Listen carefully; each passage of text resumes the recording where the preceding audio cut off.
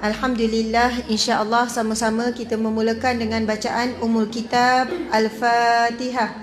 A'udzu billahi minasy syaithanir rajim. Bismillahirrahmanirrahim. Alhamdulillahi rabbil alamin. Ar-Rahmanir Rahim. Maliki yaumiddin. Iyyaka na'budu wa iyyaka nasta'in. Ihdinas siratal mustaqim. Siratal ladzina an'amta 'alaihim ghairil maghdubi 'alaihim waladdallin. Amin. Alhamdulillahi rabbil alamin. Wassalatu wassalamu ala asyrafil anbiya'i wal mursalin wa ala alihi wa sahbihi ajma'in. Alhamdulillah, apa khabar semua? Baik, alhamdulillah. Cinta Allah, cinta Rasulullah, cinta Al-Quran, bahagia. Lama tak buat kan? Itulah sumber bahagia kita. Bila dalam hati kita ada 3 cinta ini. Sekiranya salah satu cinta ini ditarik, na'udzubillah, menjadi punca kesedihan, punca kedukaan, punca kekecewaan dalam hidup. Subhanallah. Alhamdulillah, insya-Allah pada malam ini kita sambung pada muka surat 336. Boleh tak? Boleh ya? Oh, 336 pun dah memenuhi hajat orang Muslim. Dah juga, masya-Allah. Jadi sekarang kita masuk bab 30, iaitu syafaat. Betul ya? InsyaAllah kita sama-sama baca muka surat 339 bagi kitab ni. Jika kitab kita tak sama, iaitu bab 30 tentang tajuk syafaat. Kalau untuk pengetahuan yang ikut ni, kita guna kitab Riyadhus Salihin. Terjemahan kitab Riyadhus Salihin. Bismillahirrahmanirrahim. Allah Subhanahu wa taala berfirman, A'udzubillahi minasyaitonir rajim. May yashfa' syafa'atan hasanatan yakul lahu nasibum minha. Yang bermaksud, barang siapa yang memberikan syafaat yang baik, nescaya ia akan memperolehi bahagian pahala daripadanya. Apa maksud ni? Siapa yang memberikan syafaat yang baik, nescaya ia akan memperolehi bahagian pahala daripadanya. Siapa yang melakukan kebaikan, kemudian kebaikan dia dituruti, diikuti. Orang ramai ikut kebaikan yang dia buat. Dia jadi contoh, tauladan. Agak-agak kita ada tak benda yang kita buat, ada orang ikut? InsyaAllah. Contoh apa? Anak-anak lah kan? Subhanallah. Anak-anak rasa mewarisi akhlak baik kita, akhlak buruk. Akhlak yang baik kan? Masya Allah. Subhanallah. Mudah-mudahan ya, anak kita ni bila terkenangkan pada kita ni sebagai ibu, dia kenang yang baik-baik. Dia bukan kenang benda yang tak elok dan sebagainya. Saya pernah ada seorang, masa tu pergi sekolah. Kemudian sekolah menengah. Nama sekolah tu Smart Pelabu. Semua kenal kan? Sekolah budak-budak pandai jugalah kan? Budak-budak baik. Lepas tu masa tu tajuk dia berkenaan dengan cinta. Dengan tajuk cinta, tapi cintalah. Lepas tu bila saya tanya, saya kata baiklah, saya nak wakil seorang lelaki. Aktif dia orang, dia pun datang. Ada seorang wakil. Kemudian saya pun tanya, tajuk dia pencuri, bukan cinta. Tajuk pencuri. Lepas tu pencuri hati maksud dia. Sebab ramai kisah-kisah cinta pelajar ni. Jadi cikgu minta, Ustazah bawa tajuk saya cinta-cinta ni. Budak-budak dah sibuk nak bercinta ni. Tajuk diberi pencuri. Lepas tu saya tanya soalan kepada pelajar lelaki tu, apakah ciri-ciri wanita yang akan mencuri hati kamu? Macam tu kan. Ha. Apakah ciri-ciri wanita? Sebenarnya nak bagi tahu pada wanita ni ciri-ciri wanita menjadi idaman lelaki yang baik. Agak-agak kita ada tak ciri-ciri tu? InsyaAllah. Senyum je tu. Lepas tu yang saya terharu, pelajar tu jawab apa? Dia kata ciri-ciri wanita itu dia perlu ada seperti ciri-ciri ibu saya. Masya Allah. Saya masa tu kan terasa. Adakah anak saya akan sebut kebaikan saya, ataupun kalau boleh saya tak nak macam mak saya. Mak saya. Tak naklah macam mak. Syed bebel je. Syed marah-marah. Asyik suruh itu, suruh ini. Ui, cair tak telinga. Contohlah kan. Tak nak. Kita harap, maksudnya insya-Allah adalah akhlak kita ni yang mana anak kita lepas kita meninggal besok terkenangkan kebaikan. Jadi dia sebut beberapa perkara. Mak saya seorang yang menjaga aurat, dia sebut. Kedua, mak saya sangat jaga solat di awal waktu. Kemudian mak saya berusaha dalam keadaan sekarang dia solat di surau. Itu dia sebut. Maksudnya kan mestilah saya jaga umur mak dia tak tahulah 40 lebih ke 50 lebih. Lepas tu ada lagi lah dia sebut tentang akhlak mak dia dengan terakam elok dalam ingatan dia. Bukan dia berfikir-fikir nak sebut apa. Dia cakap tu dengan penuh perasaan. Ciri-ciri wanita yang boleh mencuri hati saya, dia memiliki ciri-ciri seperti ibu saya. Macam tu. Subhanallah. Saya terus rasa malu pada diri sendiri. Adakah kita ni dah jadi satu tauladan yang baik kepada anak-anak kita? Masya Allah. Belum terlambat ya. Sekali kita jadi emak, seumur hidup kita jadi mak. Walaupun kepada anak yang dah tua, betul kan? Dia orang sekali-sekala balik, sekarang baru kita nak tunjuk akhlak yang baik. Minum duduk, suara yang rendah pada suami. Kita takut anak kita belajar suara yang tinggi. Kita tegur anak kita. Kenapa suara tinggi pada suami? Kalau dia boleh menjawab, mak lagi tinggi. Mak lagi tinggi. Mak lupa masa muda dulu. Anak-anak ingat, cuma bila besar anak-anak tak ulang balik, tapi terakam dalam memori dia. Subhanallah. Siapa yang memberi contoh tauladan yang baik kemudian diikuti, dia dapat pahala. Subhanallah. Kita tengok hadis Nabi sallallahu alaihi wasallam, baca sama-sama. Bismillahirrahmanirrahim. Wa an Abi Musa Al-Ash'ari radhiyallahu anhu qala kana an-nabiyyu sallallahu alaihi wasallam iza atahu talibu hajatin aqbala ala julasaihi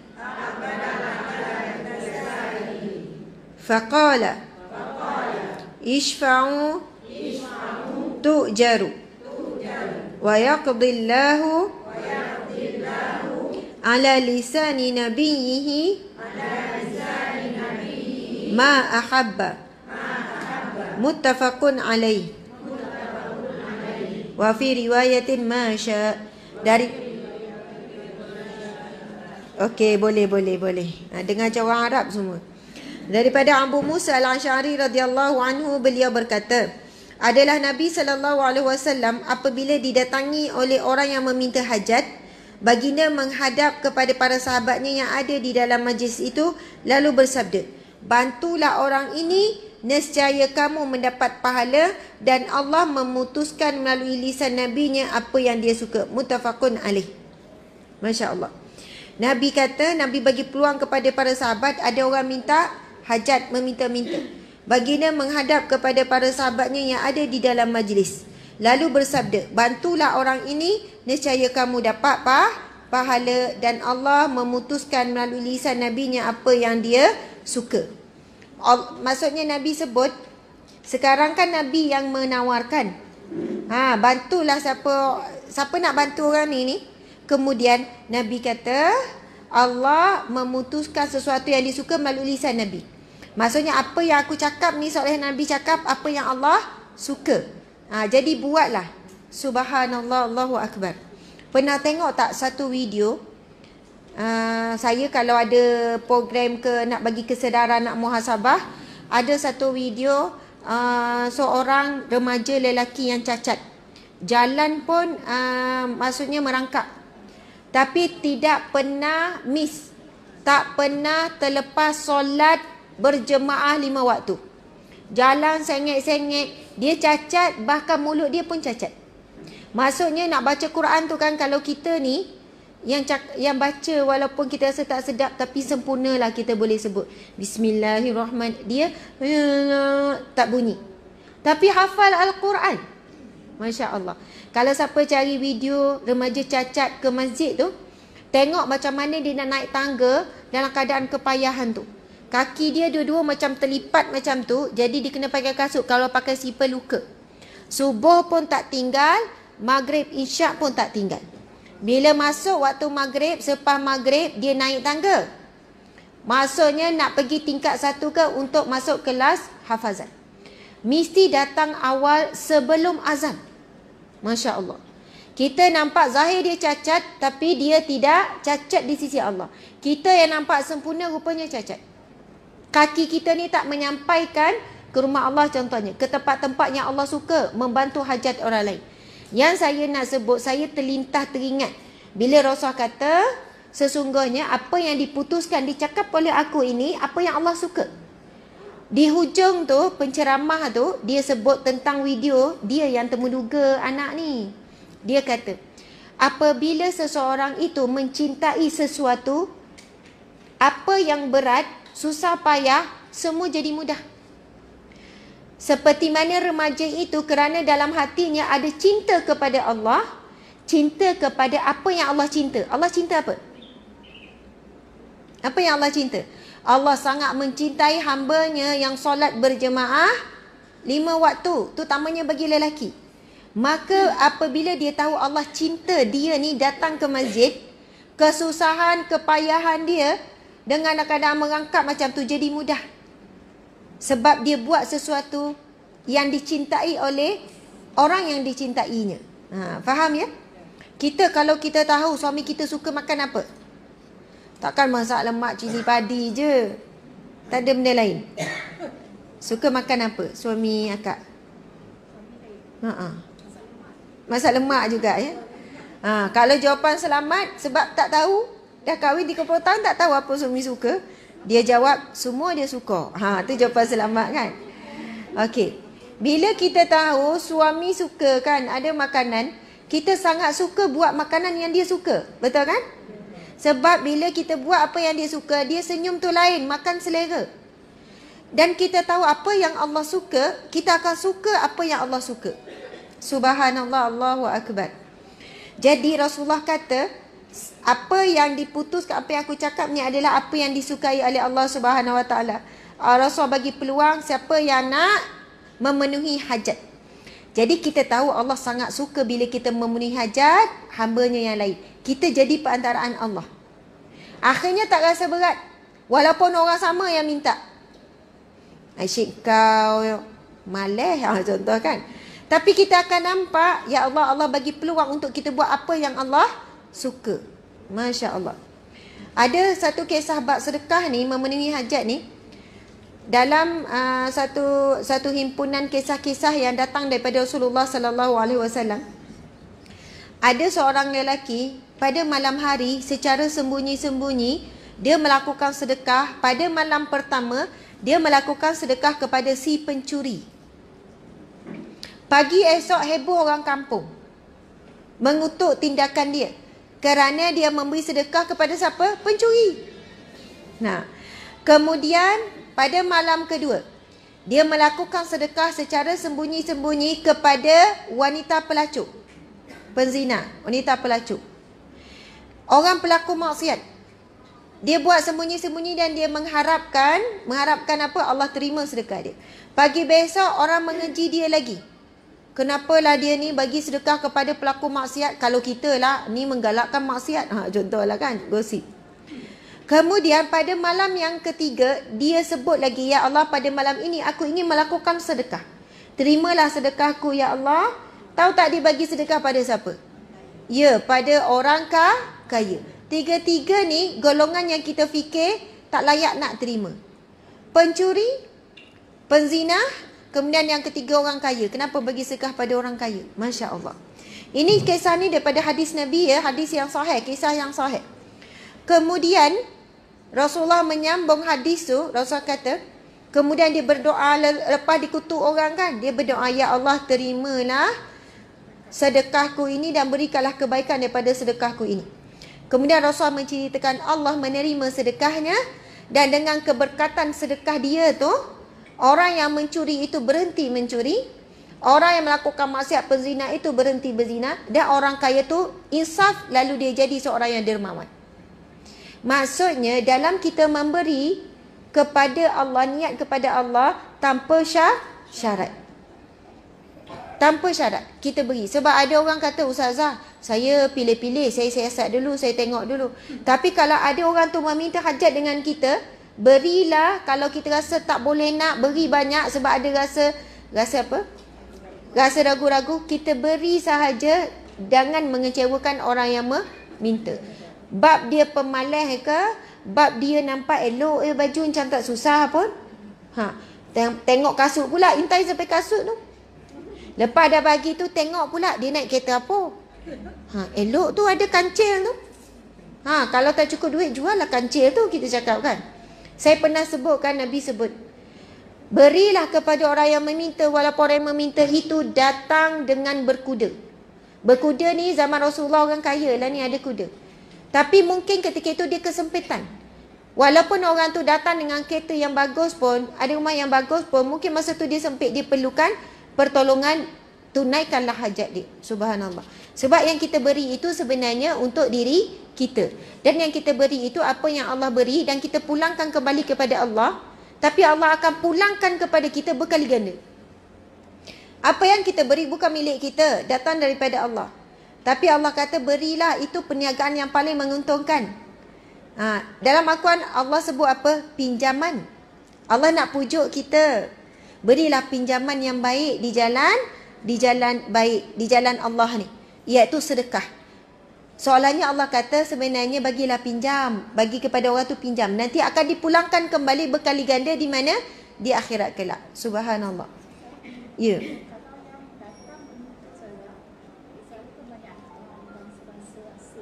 Ya. Bangla ke apa ke?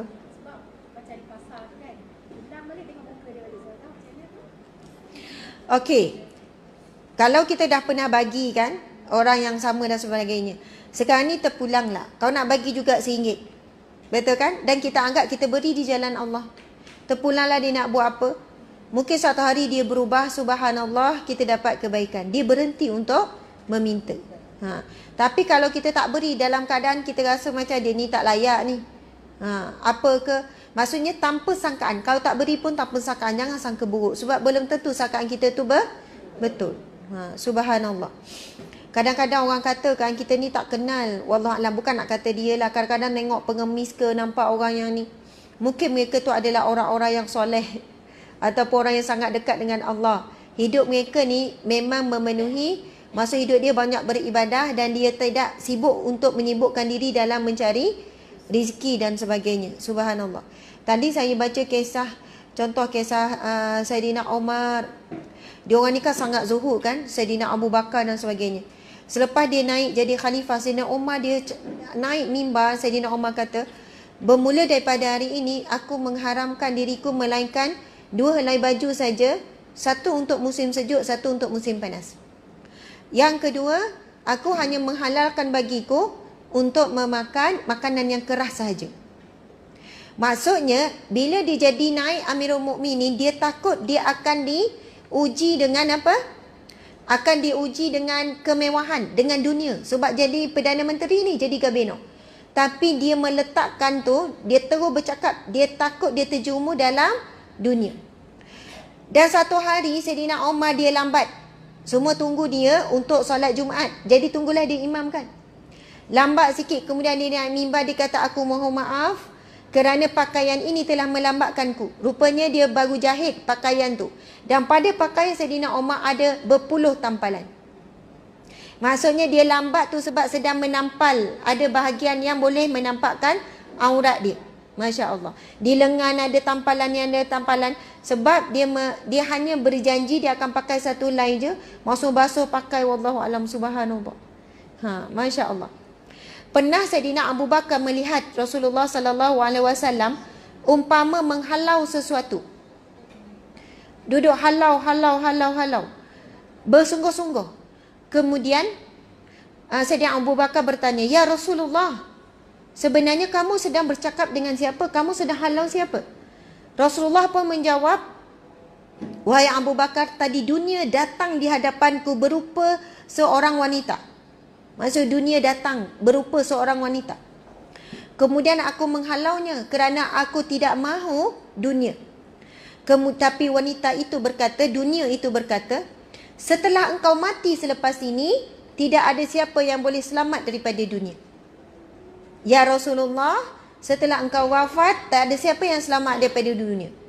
Lepas itulah Saidina Abu Bakar menangis. Sebab aku bimbang. Saidina Abu Bakar, sahabat tanya, "Wahai Abu Bakar, kenapa kau menangis?" Kerana aku tengok kata-kata Rasulullah. Aku bimbang aku telah mula cenderung kepada dunia.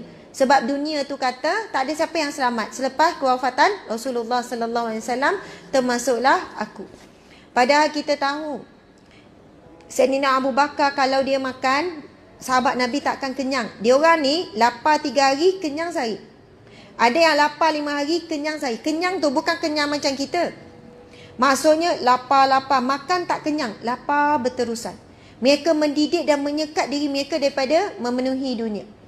Pakaian mereka bertampal. Sayyidatina Aisyah kan, berapa banyak tampalan pada pakaian. Bukan tak mampu ya. Sedangkan ada harta itu, ada harta ni, ada orang beri harta. Tetapi mereka mendidik untuk zuhud terhadap dunia. Agak-agak kita ni esok kalau jumpa ibunda kita malu kan. Sebab kita menyibukkan diri mencari pakaian yang indah. Ya, kita menyibukkan diri untuk mengisi perut kita dengan makan yang sedap-sedap. Sedangkan mereka meninggalkan dunia. Subhanallah, teringat lagi kisah Sayyidatina Fatimah. Sayyidatina Fatimah pernah minta sesuatu daripada Rasulullah berupa kalung macam tu lah. Masa tu macam mana ceritanya, tapi ada kalung-kalung yang bila anak perempuan, budak perempuan tengok suka, betul kan? Lalu dia minta, "Wahai ayahanda, boleh tak ambil satu kalung?" Rasul kata, "Boleh, kamu boleh pilih mana-mana wahai Fatimah." Fatimah pun pilih dan pakai, seronok. Lepas tu Rasulullah sambung, "Sekiranya engkau ambil satu bahagian daripada dunia, kurang satu bahagian daripada akhirat." Masya Allah, faham tak? Lepas tu Fatimah terus buka, dalam kegembiraan dia tu terus buka, dia letak, "Aku tidak mahu kekurangan bahagian akhiratku." Kita ni kan, kalau boleh mana cari lagi banyak, betul kan? Maksud kita cari, ada lagi, Tupperware dah ada tawaran, ui. Betul tak? Kawan kita kata, "Ini tak pernah murah macam ni. Satu set offer ni. Tahun lepas pun offer dia lain. Ni memang murah betul. Nak clearance, nak keluar dah. Yang ni tak nak keluar lagi." Padahal ada lagi Tupperware yang tak guna tu. Betul tak? Beli juga, banyak juga nak kata. Semakin banyak bahagian dunia yang kita ambil, semakin kurang bahagian akhirat. Semakin banyak bahagian dunia yang kita lepaskan, semakin banyak bahagian akhirat kita dapat semula. Maksudnya sedekahlah. Tupperware tu boleh bagi kat saya. Kita ni kan kadang kita sebut, esok lepas mak meninggal, ambil lah semua Tupperware mak ni, periuk belanga ni. Mak tu dah tak ada gigi tapi sayang lagi Tupperware tu. Tak tahu bila nak guna kan. Nak sebutnya, selepas kita mati, memang bukan harta kita dah. Semua tu dah jadi harta anak-anak pusaka. Jadi bahagian sedekah kita adalah masa kita hidup kita bagi. Baru dapat pahala sedekah. Ni pesan biar mati, periuk belanga semua. Mak, kalau mak tak pesan pun, memang mak tak boleh guna dah masa tu. Betul tak? Tupperware semua tu memang tak boleh guna. Tapi punyalah kita sayang, betul tak? Kadang kuali beli, orang promote beli, padahal balik-balik guna kuali yang sama, betul tak? Yang lama tu lah yang sedapnya, ular yang tu. Orang jual yang kaca, ni sehat ni untuk kesihatan ni kan. Pirate semua tu kan, beli. Saya nak cerita sikit kalau tentang arwah ayah saya lah kan, arwah ayah saya. Saya ingat bila nak nikah dulu, kita kan nikah masa tu, bukan kita, saya lah. Suami masa tu pun sedang belajar lagi. Memang maksudnya nikah dalam keadaan tidak ada apa-apa lah. Saya pun baru balik habis belajar masa tu kan. Tak sabar dah nak nikah kan. Jadi yang memenuhkan barang-barang dekat dapur tu adalah barang-barang yang ayah saya bagi. Masya Allah, arwah ayah bagi. Ayah bagi periuk, maksudnya benda-benda yang dia sayang juga.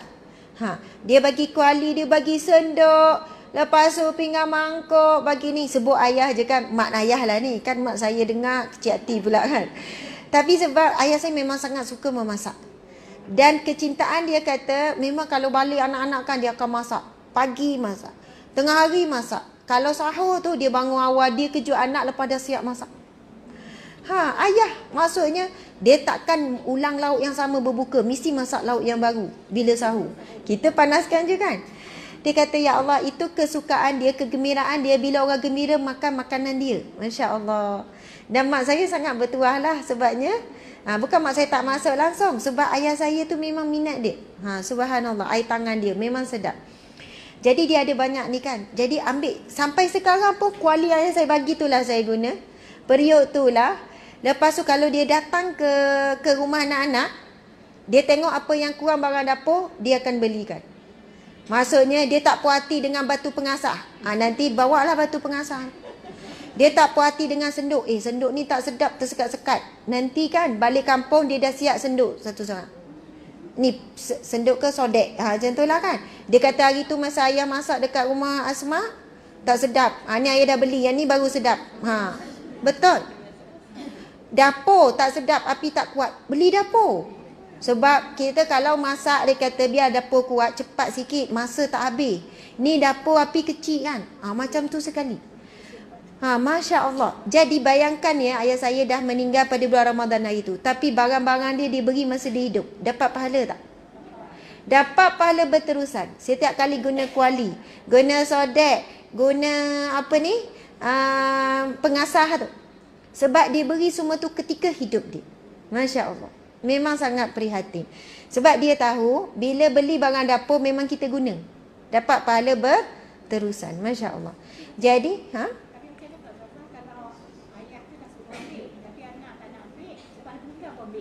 tak apalah. Ayah tu dah niat kan. Dia tak nak ambil kan. Tak apalah dia tak nak ambil. Sebenarnya orang tua bagi ambil lah. Nak guna tak nak guna kan. Ambil. Subhanallah. Pisau pun sama. Dia tak puas hati pisau. Dia beli pisau. Pisau ni sedap. Buat balik. Gunalah pisau dia tu. Bertuah kan. Siapa nak jadi orang bertuah macam ni, buat benda yang sama. Anak-anak balik ambil ni kuali. Jangan bagi yang dah berlubang. Bagi yang elok. Mak dah tak nak guna. Memanglah mak dah berlubang. Dia bagi yang elok, yang kita boleh guna. Dah 10 tahun pun saya guna. Nikah masuk tahun ke-14 ke 13 tahun. Benda yang elok, Masya Allah. Allahu Akbar. Okey, baiklah kita tengok. Tu cerita sampingan lah ya. Dalam satu riwayat, apa yang dikendaki. Okey, hadis yang seterusnya. Bismillahirrahmanirrahim. Wa ani bin Abbas radhiyallahu anhuma fi qissati Barirata wa zawjiha qala laha an-nabiyyu sallallahu alaihi wasallam law raja'tihi qalat ya Rasulullah ta'muruni qala innama ashfa'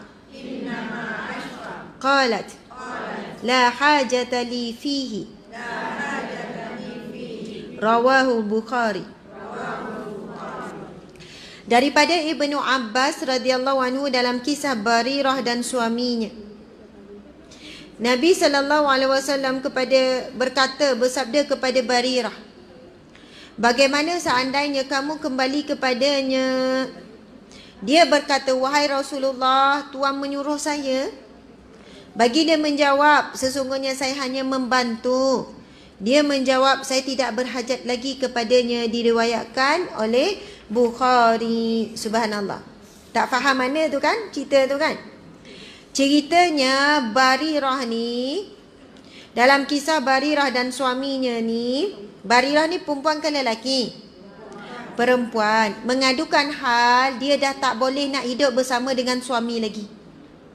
Tapi Rasulullah ni cuba pujuk, bagaimana wahai Barirah, sekiranya kamu kembali kepadanya? Dia berkata, ya Rasulullah, kamu suruh ke? Lalu Rasul kata, baginda menjawab, sesungguhnya saya hanya membantu. Maksudnya saya mencuba, sekadar menasihati, baliklah semula. Kemudian dia menjawab, saya tidak berhajat lagi kepadanya, saya dah tak nak lagi dah. Jadi bila Rasulullah, bukannya maksudnya kita, bila ada orang datang cakap, saya tak nak, saya tak boleh hidup lah, saya tak boleh hidup lagi dengan dia, kita pun pujuk dulu, betul kan? Usahalah, cubalah lagi, janganlah ni. Lepas tu dia pun tetap tak nak, dia tetap tak nak. Kita kata tak apalah kalau kamu tak nak, saya cuma cadangkan je, saya cuma nasihat je. Maksudnya Rasulullah ni mengambil pendekatan usaha juga menasihati yang baik. Kalau dia ikut dapat pahala lah kan. Tapi kalaulah isteri ni tak nak juga. Kadang ada orang tanya, Ustazah, adakah menjadi satu dosa besar seorang isteri meminta cerai? Dia yang dilaknat ni ialah seorang wanita minta cerai daripada suami yang baik, suami yang soleh, suami yang tak ada apa-apa masalah. Itu yang kata dilaknat wanita yang meminta cerai suami yang baik. Kalau kita tanya, suami saya tak berapa baik Ustazah, kenapa tak baik? Saya minta beli handbag, kedekut tak nak bagi. Contoh kan. Orang lain ni dia tak bawa saya pergi berjalan. Semua tu tak masuk nafkah wajib tu. Betul kan? Kalaulah contohlah minta beg. Bang nak beli beg bang. Nak beg harga berapa? 1,200. Contohlah kan. Kenapa mahal sangat? Nak beg Coach. Contohlah kan. Saya tengok hari tu duit tabungan haji awak ada 24,000. Siap boleh tengok tu. Takkan tak boleh bagi 1,000 lebih. Alah, Nia saya bagi dekat awak. Dia bagi 120. Buang 10. Tak payahlah 1,200. Ambil 120 pergi beli beg. Kita pun sebut kedekut. Duit banyak kedekut. Itu kedekut tak tu? Tak boleh cakap kedekut. Sebab itu kehendak, bukan keperluan. Suami semayang tak? Semayang. Suami ni tak ada sebab yang kukuh dari sudut agamanya. Okey, walaupun tak sempurna, walaupun tak pergi masjid, tapi semayang tak tinggal, contoh ni. Jadi kalau minta cerai dalam keadaan suami yang tak melakukan kezaliman, itu yang isteri itu dilaknat. Tapi kalau suami melakukan kezaliman, kekerasan, apa-apalah, ketidakadilan dan sebagainya, tak menjadi satu dosa, tak termasuk dalam golongan yang dilaknat oleh Allah Subhanahu Wa Taala. Okey, begitu juga Rasulullah bila menyelesaikan aduan-aduan masalah. Baiklah, insya-Allah kita tengok ni. Ini tajuk yang penting ni, bab 31. Ni malap sikit ni kan. Tu yang ada nak lolap tu kan. Sebab lampu ni bukan satu ni, 1 2 3 4 5. Oh, dia short semua. Jadi mujahadah ya. Kalau ada lidi tu letak tu. Kat mata tu. Subhanallah, alhamdulillah. Ibu-ibu sekalian, saya sangat kagum sebenarnya. Malam-malam datang. Mujahadah dah penat. Pagi kuliah, petang kuliah. Malam datang lagi. Kuat semangat sungguh. Dan hasilnya ditunjukkan dalam akhlak yang baik, insya-Allah.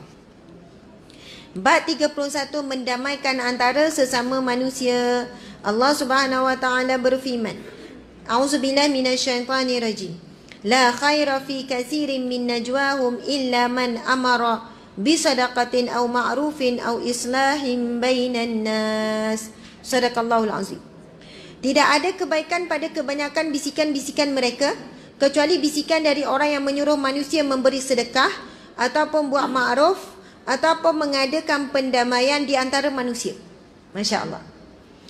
Allah berfirman, Allah kata, tidak ada kebaikan kepada kebanyakan bisikan. Cakap-cakap ni kebanyakannya tak ada benda yang baik, kecuali Allah kata orang yang membisik, bercakap-cakap pesan-pesan. Yang pertama, supaya beri sedekah. Masya Allah. Kita ni bisik bagi sedekah ke bisik tak bagi sedekah? Bagi. Betul kan? Bagi. Betul. Suami keluarkan 20. Bang, tak payahlah 20, 10 cukup lah. Macam tu kan. Ataupun orang mari minta tu, bang tak payahlah. Tengok kasut dia tu, mahal tu. Padahal kasut dia tu orang bagi. Yang minta tu kan. Siap tengok tu. Nampak okey. Baju dia pun. John Master. Bang, baju dia John Master. Tak susah ni. Ya Allah, yang perempuan padahal bandel. Ataupun memang dia kutip. Orang letak kat masjid. Betul kan? Jadi kadang-kadang kita jadi terbalik. Bukan bisik bagi sedekah. Bisik jangan bagi. Nampak suami bagi kurang lebih. Bang, saya ada duit kecil. Jangan. Tak payah. Nauzubillah min zalik. Betul kan? Nauzubillah min zalik. Dalam bab memberi ni kita perlu minta izin suami tak? Suami pergi masjid, tiba ada orang bagi salam nak minta sedekah. Adakah kita kata tunggu suami balik nak minta izin? Dia nunggulah. Suami borak lah pula, lekor borak. Sian orang tu nunggu kan. Dia macam ni, kita bagi satu jumlah sedekah yang ma'ruf, yang kebiasaannya kita bagi dan suami tahu. Biasa bagi RM5, betul kan? Kalau biasa lagi RM1. Yang paling biasa RM1, RM2. Gelak tu jual lah tu kan. Yang biasa sikit RM10, yang luar biasa RM10 kan, RM5. Ya Allah. Kalau memang kita ni duk bagi RM1, janganlah upgrade lah sikit. Kita berikan untuk Allah kan. Jadi boleh je kita bagi, jangan buat alasan. Saya tak minta izin suami lagi. Ini kan benda kebaikan, Masya Allah. Dan benda ni memang ada disebut dalam hadis Nabi SAW. Siapa yang memberi daripada harta suaminya, isteri dapat pahala, suami dapat pahala. Maksudnya kita dapat pahala yang mengholorkan, suami dapat pahala kerana daripada hartanya. Jadi itu ada perbincangan, boleh tak kita ambil harta suami untuk disedekahkan? Jawapannya boleh, tapi dengan jumlah yang makruf. Jangan tiba-tiba suami balik kan. Tadi ada orang minta sedekah bang. Tak apalah beri. Berapa bagi? Semua dalam beg tu. Aduh lah. Memang tak jadi ikhlas lah. Orang tu pergi mana dah? Nak pergi kerja tu, nak minta balik. Bagi jumlah yang makruf kan.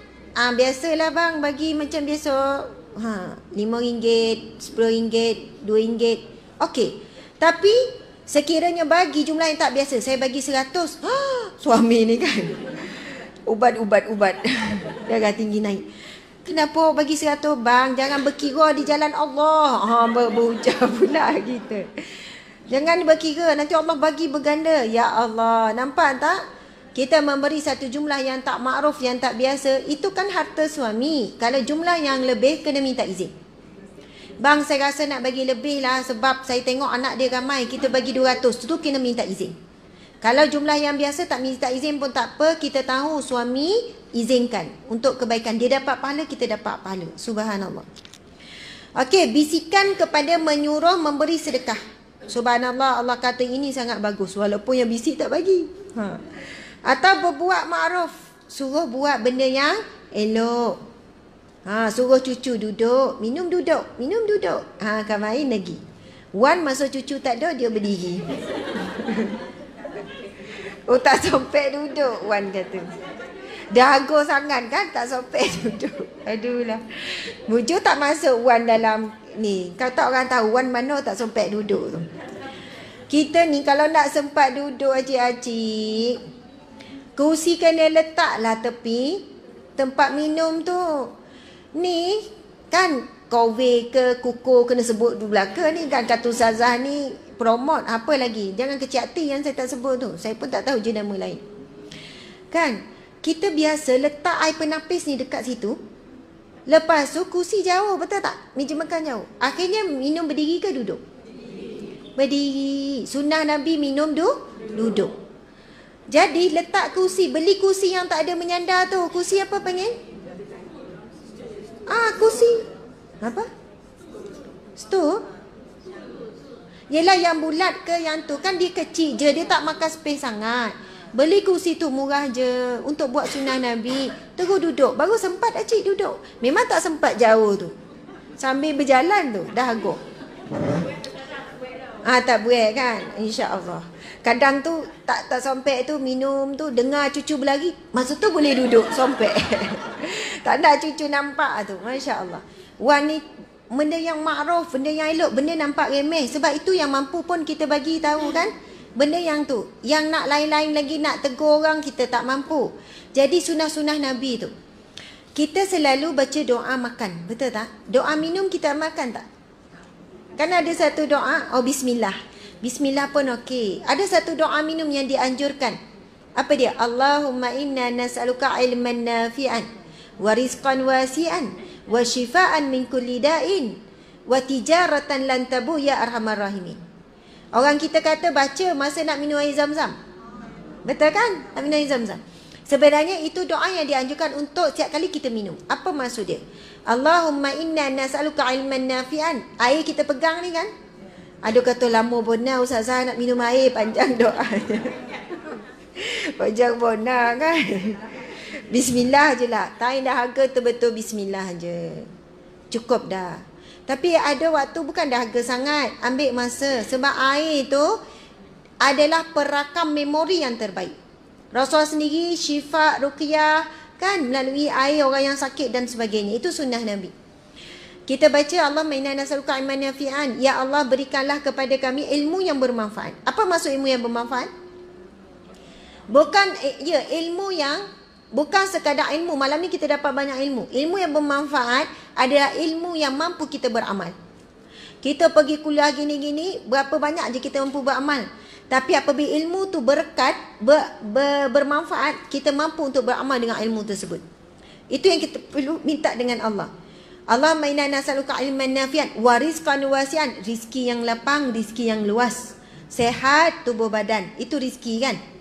Kemudian wa shifaan min kulli da'in. Kesembuhan dari segala penyakit. Masya Allah. Setiap kali minum, doakan air itu jadi penyembuh. Keluar penyakit. Penyakit zahir keluar, penyakit batin keluar. Subhanallah. Bahasa Melayu pun boleh. Betul, boleh. Wa shifaan min kulli da'in wa tijaratan lan tabur, dan perniagaan yang tidak rugi. Orang yang bisnes, orang yang berniaga, insya-Allah tak rugi. Tapi perniagaan di sini juga membawa masuk perniagaan dengan Allah Subhanahu Wa Taala yang tidak akan rugi, masya-Allah. Mana lagi untung, berniaga dengan manusia ke berniaga dengan Allah? Berniaga dengan Allah. Apa modal kita berniaga dengan Allah? Apa modal kita?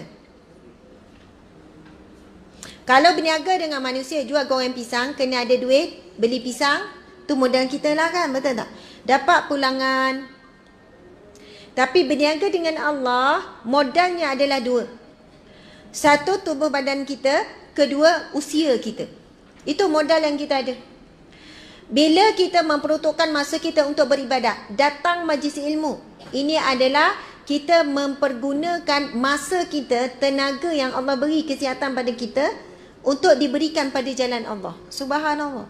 Maksudnya modal urusan perniagaan kita dengan Allah adalah diri kita sendiri. Kan masa kita ni makin pendek ke makin panjang? Makin pendek, makin pendek, makin pendek, makin pendek, makin pendek. Dan yang semakin pendek ini kita beri pula masa kita untuk Allah. Allah akan beri pulangan berkali ganda di akhirat kelak. Masya Allah. Kadang ada orang tawarkan perniagaan pada kita. Acik masuk ni saham ni 2 tahun lagi acik masuk 2,000, 2 tahun lagi jadi 200,000 acik. Suka. Jutawan. Tapi 200,000 belum jutawan lagi lah. Tapi tu kalau acik masuk 2,000. Bayangkan acik masuk 10,000 dapat 1 juta acik. 2 tahun lagi. Acik dah mata kelip-kelip dah. Bintang-bintang dah 1 juta, 1 juta. Tapi kalau acik ni sedar lah. Tak apalah, aku esok mati tak ada acik rasa. Baik 2,000 tu acik sedekah. Contohlah kalau sedar kan. Kalau tak sedar tu dia rasa boleh hidup 10 tahun lagi tu. Oh, rasa masa tu boleh naik kereta ni MERS tu 1 juta. Betul 1 juta? Betul. Tapi itu perniagaan dengan manusia belum tentu kita hidup dan belum tentu dapat. Betul kan? Tapi perniagaan dengan Allah, bila Allah sebut janjikan sesuatu, confirm dapat dan berkali ganda. Sedekah RM1 berapa kali ganda jadi? Sedekah RM10 berapa kali ganda jadi? Subhanallah. Contoh kan, Allah janjikan kita macam-macam benda. Benda sikit tapi pahala besar. Contohnya apa? Pahala bersiwak, kan? Hadis Nabi SAW, barang siapa yang bersiwak sebelum solat 2 rakaat yang bersiwak, yang bersugi, lebih baik daripada 70 solat tanpa sugi. Masya Allah. Faham tak tu? Besarnya pahala tu. Sebelum solat bersugi dulu. Engkang je bersugi tu. Tapi dapat pahala lebih baik daripada 70 kali solat. Dah hidup 50 tahun, 60 tahun tak pernah bersugi. Kayu sugi beli, lepas tu berkulat. Lepas tu beli lagi berkulat. Siap bagi hadiah kat orang, Masya Allah. Tapi orang yang yakin dia akan buat. Memang itu perniagaan yang sangat menguntungkan. Itu kan nak buat ibadah tu kan. Jadi modal kita ni yang ada pada diri kita sekarang, satu usia, satu kesihatan. Maksudnya diri kita, modal. Tangan kita guna untuk jalan Allah, kaki guna untuk jalan Allah, pergi buat ibadah, pergi kuliah, buat kebaikan, tolong orang yang susah, ringankan beban orang lain. Lidah kita gunakan ni. Sebenarnya pada badan kita ni modal untuk dapat banyak pahala. Tak ada keluar duit sesen pun. Tapi untuk bahagian dunia, kita kena gunakan modal dunia, betul tak? Tapi untuk bahagian akhirat, cukup tubuh badan kita saja, sehat, guna tangan, guna mata, guna telinga, dan juga usia kita. Bila mati, modal tu semua habis. Mati je, modal tu terus habis. Tak boleh guna apa-apa dah. Kita kalau pergi ziarah tengok mayat, apa beza kita dengan mayat? Dia ada mata, kita ada mata. Dia ada tangan, kita ada tangan. Dia ada kaki, tapi dia tak ada satu nyawa. Jadi semua anggota badan tidak boleh digunakan lagi. Nyawa saja. Jadi sementara ada modal nyawa ni, gunakanlah untuk perniagaan dengan Allah Subhanahu Wa Taala. Baiklah, kita tengok lagi. Allah berfirman lagi, dan perbuatan yang ma'ruf ataupun mengadakan pendamaian antara manusia, mendamaikan antara manusia. Pukul berapa ni? Oh, tepat-tepat pukul 9.30. Bisikan mendamaikan antara manusia, subhanallah.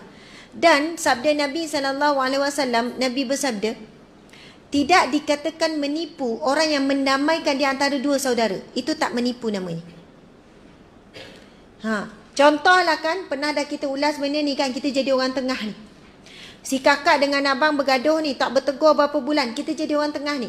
Bang, kakak tu sebenarnya dia nak minta maaf dengan abang, tapi dia takut, dia segan. Yo bang. Padahal kakak tak cakap pun macam tu. Maksudnya, tapi kita nak mendamaikan ni. Bukan kita jadi orang yang menambahkan lagi. Tapi bukan lagi ke cerita tu melampau-lampau sangat. Kakak menangis hari-hari. Tu melampau sangat lah tu kan. Kakak tu sebenarnya rasa bersalah dengan abang. Depan kakak pula cakap abang tu rasa bersalah dengan kakak. Tapi masing-masing tak nak mengalah. Masing-masing tahu silap masing-masing. Lama-lama dia orang ni duduk rasa abang tu tak ada cakap benda apa-apa ke kat kakak. Tak ada. Padahal abang tu macam-macam cakap. Tak payah jadi jujur sangat. Kakak, saya ni tak boleh menipu. Apa abang cakap, saya cakap semua. Itu bukan jujur. Itu pengadu domba. Jadi kita jadi orang tengah. Tak jadi menipu kalau kita menafikan. Tak adalah. Abang tak ada cakap apa-apa. Ya ke? Iya. Akak je fikir bukan-bukan. Abang tak ada nak marah. Oh ya ke? Nampak tak? Jadi slow down. Jadi hilang rasa marah. Benda ni sangat penting. Nabi kata tak katakan menipu, itu hanya helah saja. Dan mendamaikan dua saudara, itu adalah satu bisikan kata-kata yang sangat baik. Sangat besar ganjarannya. Wasulhu khair. Allah berfirman lagi, dan pendamaian itu baik. Firman Allah lagi, fattaqullaha wa aslihu zata bainikum. Bertakwalah kepada Allah dan perbaikilah perhubungan di antara sesamamu. Allah berfirman lagi, innamal mu'minuna ikhwatun fa aslihu baina akhawaikum. Sadaqallahul azim. Sesungguhnya orang mukmin itu adalah bersaudara. Kerana itu damaikanlah antara kedua saudaramu. Damaikan. Jangan kita pula rasa seronok bila tengok mereka bergaduh, berdosa besar. Jangan memutuskan silaturahim. Saya pernah share tak satu kisah bab memutuskan silaturahim tu. Yang mana kisah ni dengan Abu Hurairah. Pernah cerita ke? Lupa. Bab cerita tak apa ulang pun kan. Okey, ringkas je ceritanya. Ketika ini Abu Hurairah dalam majlis ilmu, kemudian Abu Hurairah pun kata, hendaklah ada yang memutuskan silaturahim, sila keluar daripada majlis ni. Dia sebut macam tu. Lalu ada seorang lelaki yang duduk di penjuru keluar daripada majlis. Keluar pada majlis, dia pergi jumpa mak saudara dia. Kemudian dia pergi minta maaf. Mak saudara pun tanya, "Wahai anak saudaraku, kenapa kau tiba-tiba minta maaf dan menghubungkan balik silaturahim ni?" Kerana tadi Abu Hurairah berkata kepada kami, siapa yang memutuskan silaturahim sila keluar daripada kuliah ni, daripada majlis ni. Kemudian mak saudara kata, pergi tanya balik Abu Hurairah kenapa dia suruh buat begitu. Kemudian bila dia balik, dia jumpa berdepan dengan Abu Hurairah. Dia tanya, "Wahai Abu Hurairah, kenapa? Macam mana kau boleh tahu?" Ibarat macam tu lah. Maksudnya ada di kalangan kita ni yang memutuskan silaturahim. Abu Hurairah kata, kerana Rasulullah pernah bersabda, sekiranya ada di dalam majlis itu orang yang memutuskan silaturahim, tertahan rahmat Allah. Rahmat Allah tak turun. Siapa yang memutuskan silaturahim, maka rahmat Allah tu tertahan kepada tempatnya ataupun kepada kaumnya. Begitu berat sekali. Hadis Nabi SAW. Lalu mungkin Abu Hurairah ni di kalangan para sahabat ni kebanyakannya wali Allah. Dia duduk di kalangan ni, mungkin dia nampak tertahan, malaikat rahmat tak ada bersama. Rasa beza majlis. Kita sama je asalkan ada makanan, semua sedap leka. Tapi orang yang dibuka kasyaf, dibuka ni barakah karamah ada, dia boleh bezakan majlis ni tak ada rahmat. Kita ada aircon sejuk lah, majlis ni sejuk macam taman syurga. Time panas tu tak berhenti-berhenti mengipeh kan. Panas lah majlis ni. Padahal sejuk ke panas tu di hati, betul kan? Jadi orang yang alim, orang yang Allah buka karamah dia, ada karamah, dia boleh tahu majlis tu berkat atau tidak. Walaupun majlis ilmu. Sebab itu Abu Hurairah kata, aku teringat hadis Nabi SAW, sekiranya adalah individu, ada seseorang yang memutuskan silaturahim, maka tersekatlah rahmat Allah terhadap majlis itu. Subhanallah. Jadi benda ni kan sebenarnya kena ambil berat. Kita bimbang kalaulah contoh dalam rumah kita, suami kita ada tak bertegur dengan adik-beradik dia, putus silaturahim dengan bapa saudara, dengan siapa-siapa. Kita bimbang disebabkan itu rahmat Allah tak turun dalam rumah tangga kita, dalam rumah kita. Kita semayang, kita puasa, kita zikir. Kenapa hati tak tenang? Kenapa asyik bergaduh juga? Kenapa? Mungkin ada kaitan dengan ada di kalangan ahli keluarga kita yang memutuskan silaturahim. Nak kata silaturahim ni berat, bukan benda yang ringan. Sampai begitu sekali kesan dia. Tengoklah firman Allah yang kita baca, betapa Allah mengulang-ulang hubungkan silaturahim. Umat umat Islam itu bersaudara. Subhanallah. Ada yang saya tengok takutnya, betul kan? Itu peringatan sebenarnya, sebab orang kita ambil mudah. Senang cakap macam ni je. Saya bukan tak nak ni, dia yang tak nak mengalah, siapa adik, siapa abang. Ego kan? Tapi kalau beriman dengan hadis Nabi tu, takut. Tak kira lah siapa adik, siapa abang, siapa salah, siapa tak salah. Sebab takut rahmat Allah tersekat ni, mati dalam keadaan begini, tegur je lah. Tak nak kita tergolong di kalangan orang yang tersekat rahmat Allah Subhanahu Wa Taala. Alhamdulillah, subhanallah. Masa kita pun dah habis. Mungkin ada soalan ke nak tanya?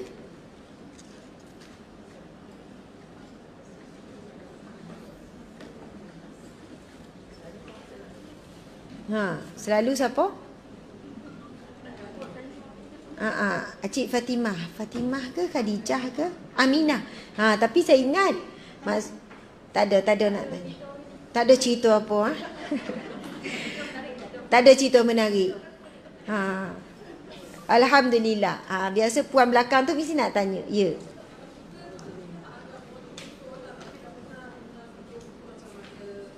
Krisis.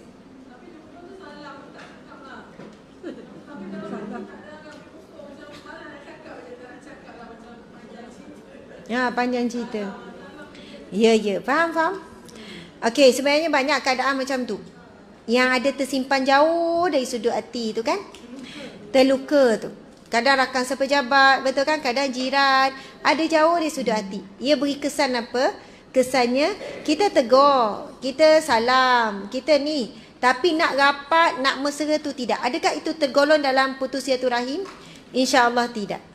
Sebab apa? Kita bukan tak tegur, putus terus tak bercakap. Kita itulah kemampuan dan itu dah lawan dah tu. Kalau ikutkan tak nak tengok muka kan, pagi-pagi dah nampak muka dia. Kalau boleh tak nak. Tapi Allah uji. Sebab apa? Allah nak basuh hati kita sampai kita boleh maafkan sungguh. InsyaAllah ketika itu kita layak mendapat kemaafan daripada Allah. Akan dosa-dosa kita yang lagi berat daripada tu. Betul kan? Kita kan kalau ada kecil hati dengan orang, kita simpan. Masa tu kita fikir, ya Allah, sebenarnya aku ni lagi banyak buat dosa kepada Allah. Patutnya aku risau Allah ampun tak dosaku. Ini kita duduk simpan perasaan tu. Allah sebenarnya nak sucikan hati kita. Sampai satu ketika kita boleh buang terus dan kita boleh buat baik kepada dia. Tapi kita dah serik, kita berpada-pada. InsyaAllah itu bukan tergolong di kalangan, maksudnya orang yang memutuhkan silaturahim. Ini yang tak nak tengok muka langsung, tak nak tegur. Dia angkat tangan pun tak angkat. Dia senyum pun tak balas. Na'udzubillahi min zalik. InsyaAllah. Terima kasih di atas soalan tu. Saya kira setakat itulah kuliah kita pada malam ini. Mohon maaf salah dan silap. Semoga mendapat manfaat dan kita mampu beramal dengan ilmu yang kita pelajari insya-Allah. Kita tangguhkan dengan tasbih kafarah dan surah Wal Asr. Bismillahirrahmanirrahim. Subhanakallahumma wa bihamdika asyhadu an la ilaha illa anta astaghfiruka wa atubu ilaik. Bismillahirrahmanirrahim. Wal 'asr innal insana lafi khusr illa allazina amanu wa 'amilus solihat wa tawasaw bil haqqi wa tawasaw bis sabr. Sadaqallahul azim. Wabillahi taufiq wal hidayah. Assalamualaikum warahmatullahi wabarakatuh.